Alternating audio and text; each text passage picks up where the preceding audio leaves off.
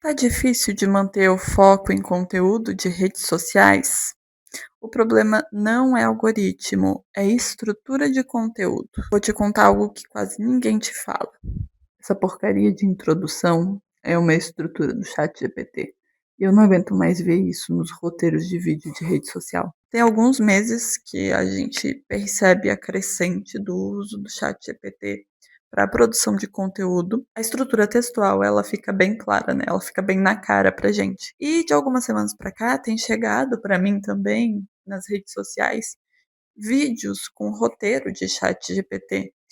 E eu pensei que as pessoas já tinham se tocado de que ficava bem na cara que aquilo estava sendo produzido por ChatGPT. E cara, eu não sei pra vocês, mas pra mim tem se tornado muito difícil manter o meu foco quando eu ouço qualquer uma dessas coisas que são um sinal de que aquele texto foi feito pelo ChatGPT. Mas, diferente do que o pessoal costuma falar e usar isso como uma forma de descredibilizar o conteúdo, que não é a minha intenção. A minha percepção ela vai um pouco além de julgar ali a capacidade de criação de conteúdo da pessoa ou o uso de inteligência artificial para auxiliar nessa produção de conteúdo, mas sim alguns outros pontos assim que ficam. Eu estava tentando, ainda tô, na verdade, entender exatamente o que é isso e por que causa essa sensação tão ruim, né? E eu espero que nesse vídeo, que esse vídeo gere algum tipo de interação aqui nos comentários, porque eu quero saber a opinião de vocês e se vocês também têm percebido isso. De qualquer maneira, eu sinto que a tal da internet morta está cada vez mais perto, ela é cada vez mais real. Tem uma teoria da conspiração que se chama Teoria da Internet Morta, que até onde eu pesquisei assim, foi criada, né, foi citada em alguns fóruns ali, lá para meados de 2010. Então, essa teoria ela vai falar que boa parte do tráfego na internet é feito de forma sintética, de forma artificial. Ou seja, não é produzido por humanos, mas sim por bots, né, por robôs. Então o termo internet morta, ele vai vir como uma forma de exemplificar que boa parte daquilo que é produzido não é produzido por seres humanos, não necessita de seres humanos para ser produzido, nem mesmo a geração do consumo disso, né. Então, quando a gente fala de tráfego artificial, a gente fala, por exemplo, de sites que têm as suas métricas infladas, porque existe um tráfego de bots ali dentro para inflar essas métricas, para entregar mais fácil para pessoas, mesmo que nunca tenha sido de interesse de pessoas, reais, né. E com o passar dos anos, a gente percebe que isso foi tomando uma dimensão bem maior, né. O que antes a gente analisava como, é o tráfego que é artificial, hoje a gente percebe que a produção dos materiais também é, tanto na internet quanto fora da internet, o que para mim é muito doido. Então a gente percebe que tem muita coisa sendo produzida por IA. Vídeos, pessoas, tem modelos de IA, produção de texto, de áudio, de música e agora até mesmo os roteiros. E esse é o ponto do vídeo, acredito eu. A IA está definindo o que os criadores de conteúdo vão falar e até mesmo como esse conteúdo vai ser produzido, né? Qual é a estrutura, o que vem primeiro, o que vem depois. E até onde isso é positivo de fato, né? A gente sabe que a criação de conteúdo para a internet é um negócio, é uma forma de ganhar dinheiro que cada vez mais vai ganhando novas pessoas, novas formas de executar isso. E quando eu digo que eu não tenho um olhar julgador ou moralista com relação ao uso de IA, é porque, invariavelmente, todos nós que trabalhamos com tecnologia, né, que a gente utiliza a internet para viver de alguma forma, em algum momento a gente vai se deparar com o uso de IA. E é sim uma forma que eu considero bem inteligente da gente poupar tempo em algumas funções corriqueiras. Eu trabalho na área do marketing e da tecnologia e não tem como a gente desvincular a IA, ela é um movimento que tende a crescer. Então, em algum momento, num dado momento, a gente vai ter contato sim com essas ferramentas. Então, se a gente pensa na internet como um negócio, fica mais fácil da gente compreender a aplicação dessas ferramentas, né. E que sim, as pessoas vão usar a IA para produzir o máximo de conteúdo possível. Até porque elas produzem conteúdo no intuito de atingir um determinado objetivo. Então, uma pessoa que não tem dinheiro para contratar um social media, uma pessoa que não tem dinheiro para contratar um SEO, essas pessoas vão sim utilizar a IA para fazer esse trabalho criativo e, enfim, infelizmente, não são todas as pessoas que vão ter noção do impacto disso, né, na qualidade do conteúdo, enfim. Tudo isso eu não vejo como um grande problema não, como uma grande questão. Porque realmente vão ter pessoas que não vão ter a capacidade de desembolsar um valor para um funcionário daquela área, né. Mas o que realmente está me preocupando e eu acho meio assustador, é que as pessoas estão sendo apagadas e substituídas pela IA, não em termos de presença necessariamente, mas em termos de personalidade. A estrutura narrativa, o assunto, os textos, a estrutura didática, né, a didática no momento de explicar algumas coisas não é dessas pessoas, não é delas, é da IA. E as pessoas no quando a gente vai analisar o todo, as pessoas estão ali agindo como se elas fossem a IA, porque elas estão fazendo a mesma coisa que uma IA de avatar faz, de geração de avatar faz, que é ler um texto, ler um prompt. Então, para mim é muito doido quando eu vejo uma pessoa que fala que é criadora de conteúdo sendo refém dessa desse formato de criação que se repete.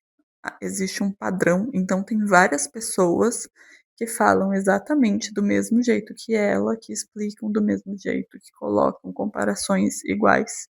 Então me preocupa um pouco que essas pessoas, né, que se apresentam como criadoras de conteúdo, estejam reféns de uma ferramenta e de uma estrutura que torna elas só mais uma nas redes sociais. Eu resolvi fazer um teste e eu pedi para o ChatGPT gerar um roteiro para mim. Eu pedi um roteiro explicando o porquê que é tão difícil encontrar vídeos objetivos nas redes sociais atualmente.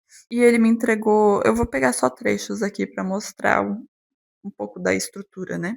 E isso não é um acidente. Existe um motivo estrutural por trás disso, e entender esse motivo muda completamente a forma como você consome conteúdo. Então, ele traz pra gente uma negativa sempre, ele sempre vai trazer uma negativa primeiro, em seguida, ele vai afirmar algo, mas ele sempre utiliza essa estrutura meio complexa, né? Coloca palavras ali para tentar dar essa profundidade. Seguindo. E isso cria uma sensação de abundância, que na prática vira ruído. Você não encontra clareza, você encontra excesso. E quanto maior o excesso, maior o esforço mental para filtrar o que realmente presta. Eu pedi um roteiro sobre o quão difícil é encontrar vídeos objetivos na rede social. E o que ele faz? Ele faz exatamente a mesma coisa. Ele me dá um roteiro de um vídeo que não é objetivo, que é uma encheção de linguiça do caralho. Então essa falta de objetividade nesses roteiros, né, nesses conteúdos produzidos por IA, que a gente sabe sim que essa estrutura tinha inicialmente o objetivo de, aumentar a complexidade do texto para dar um toque mais humano ali. Então utiliza essas palavras de sentido mais amplo, como uma forma de dar profundidade no texto. Então, dando um exemplo, né, voltando ali no exemplo que eu tinha dado, e cria uma sensação de abundância, que na prática vira ruído. Se eu fosse falar isso, eu falaria: é uma encheção de linguiça para parecer muita coisa, mas que no fim só atrapalha. Não é?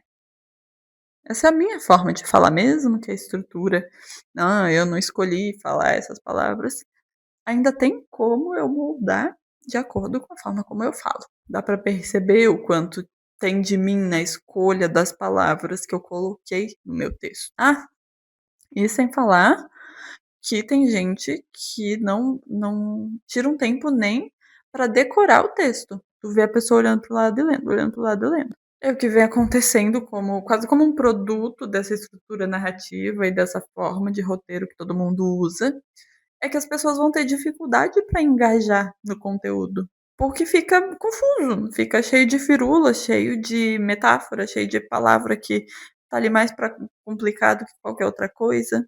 Principalmente quando é um vídeo explicativo. Se você não tá tentando filosofar, não tem por que transformar aquilo em algo complexo, sabe?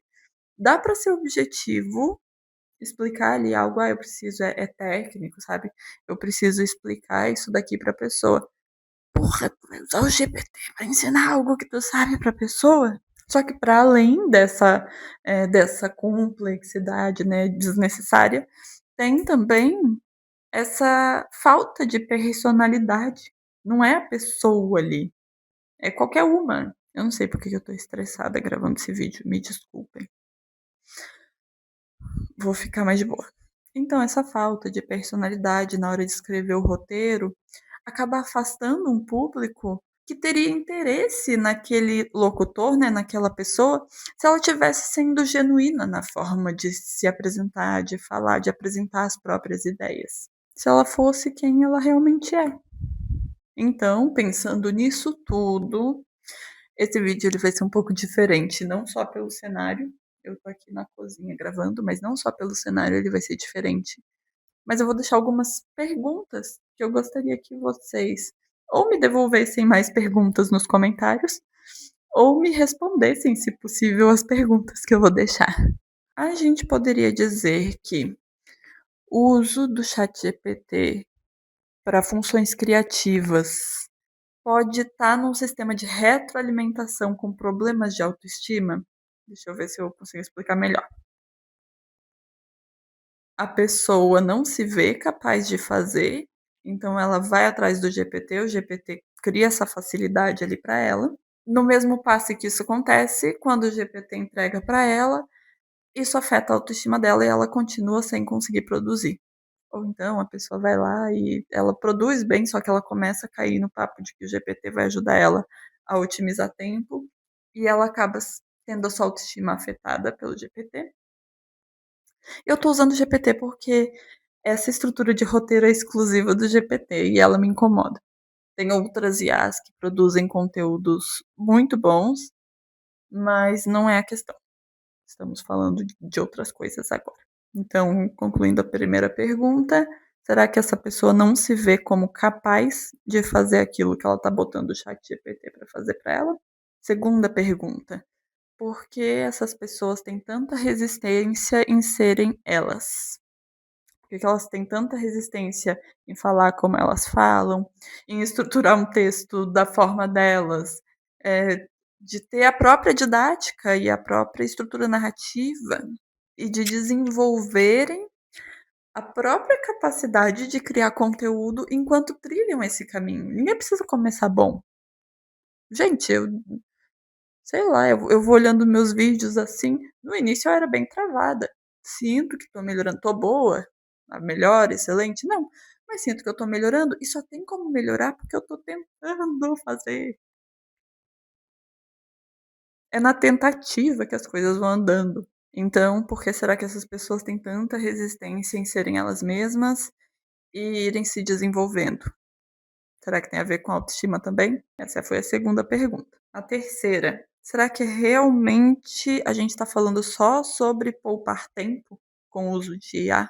Ou será que as pessoas estão limitadas e elas não conseguem mais fazer sozinhas? Elas precisam da IA para fazer por elas. E a quarta pergunta é: o que, que a gente pode chamar de criador de conteúdo quando quem está produzindo conteúdo de verdade é a IA? É isso.